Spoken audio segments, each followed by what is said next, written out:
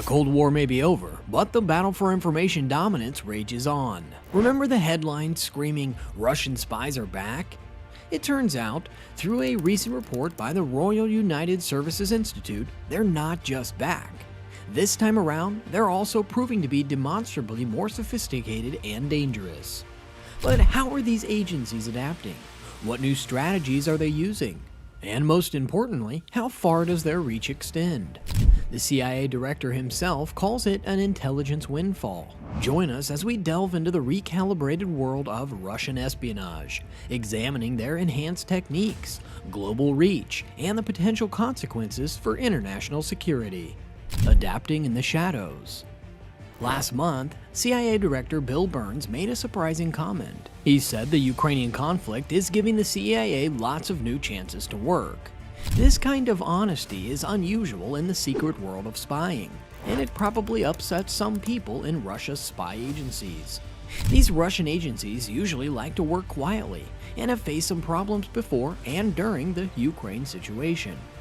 But experts from top research groups have noticed that Russian spies are learning from their mistakes. There's no denying that the recent years have posed significant challenges for Russian intelligence. The FSB, Russia's security service, notably failed in its 2020 attempt to poison Alexei Navalny, a leading opposition figure, who mocked them for using Novichok on its underwear. The FSB also misjudged the potential outcome of the war, giving the Kremlin an overly positive forecast and underestimating Ukraine's unity. Their inability to stop Western intelligence from unveiling and leaking Russia's invasion strategies was a critical failure. Moreover, they could not suppress a brief insurrection led by Yevgeny Prigozhin, commander of the Wagner mercenary group last year. The SVR, Russia's external intelligence agency, experienced a significant reduction in its European presence, with about 600 officers expelled from various embassies.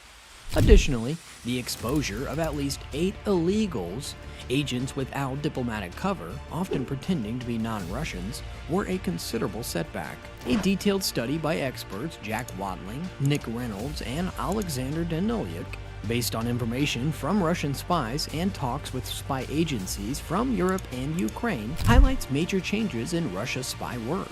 Russia, you see, in very simple words, is changing its approach altogether to gathering and sharing spy information. They've seen that they need to be more open and correct in their spy reports. To do this, Russia has set up a new system to check on its spy activities, led by Sergei Kiriyenko, who is a top person in the Kremlin.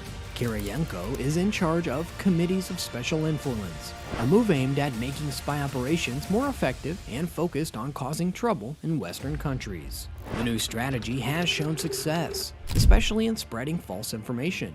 Take Russia's efforts to influence opinions about Moldova wanting to join the European Union.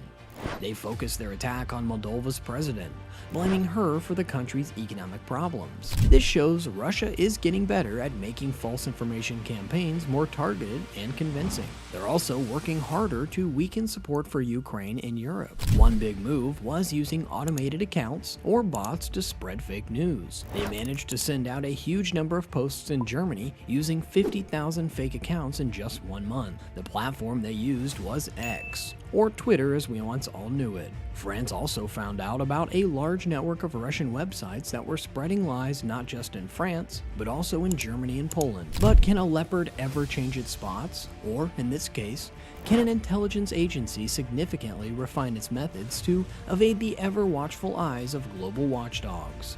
GRU's path to redemption.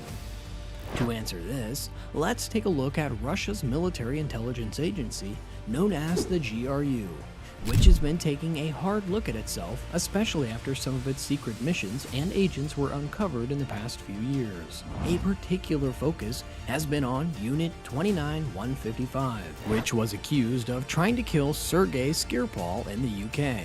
This review showed that the GRU made some big mistakes in keeping their operation secret, like using mobile phones in a way that left behind digital clues. Because of these mistakes, as we've already discussed, many Russian spies were kicked out of Europe, which made it harder for the GRU to work in other countries. This was a big problem, especially when Russia was trying to invade Ukraine.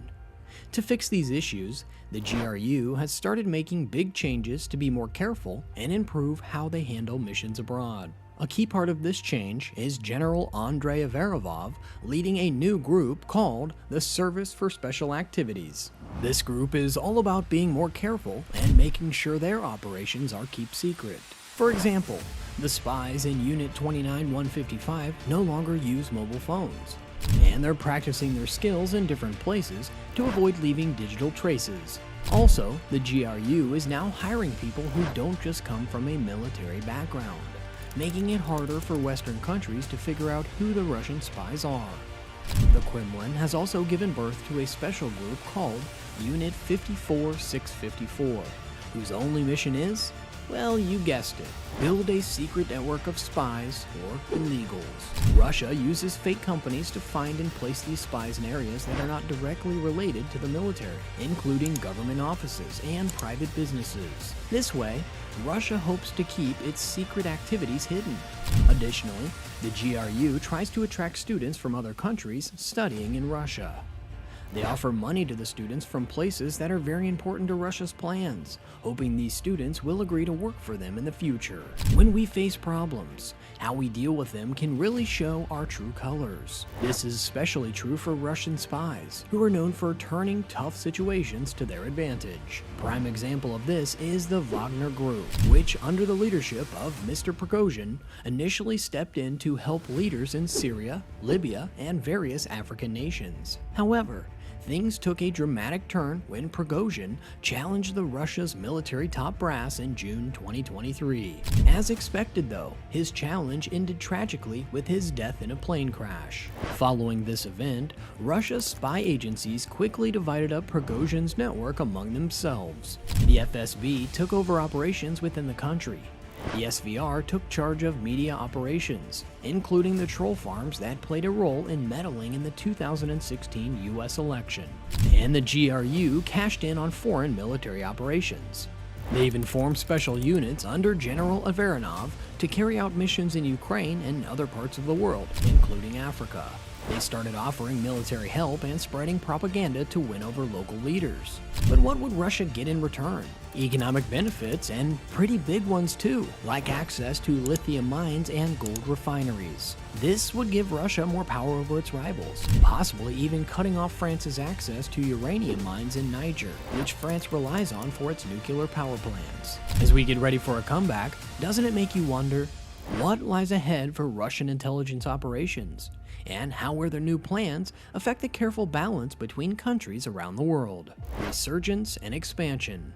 A website in Riga has been reporting on their activities across Europe. The reports include a Russian officer in Brussels who was involved in getting European equipment for Russian weapon manufacturers. Also, there have been cases in Germany and Latvia involving politicians. Journalist Andrei Soldatov points out that Russia's president, Vladimir Putin, who used to be a spy himself, is keen on making Russian intelligence as powerful as it was during Stalin's time. Soldatov shared a story about a Russian businessman caught in Italy for smuggling US military technology. This businessman was secretly taken back to Russia with the help of a Serbian gang, showing Russia's determination to protect its interests. Russian hacking is becoming more sophisticated too. Both the US and UK have warned that a Russian group is attacking NATO countries. Microsoft discovered a different group breaking into top executive emails. There was also a big cyber attack in Ukraine that happened when Russia was launching missile strikes. Russia is being careful not to mess with the supplies going to Ukraine, likely because they don't want to make things worse. At the same time though, Russian spies are busy collecting important information to help their plans succeed from within. Estonia's intelligence even exposed some of these spies, giving them a chance to come forward and talk. If you like this video, please consider subscribing and sharing so we can keep bringing more content like this. See you next time!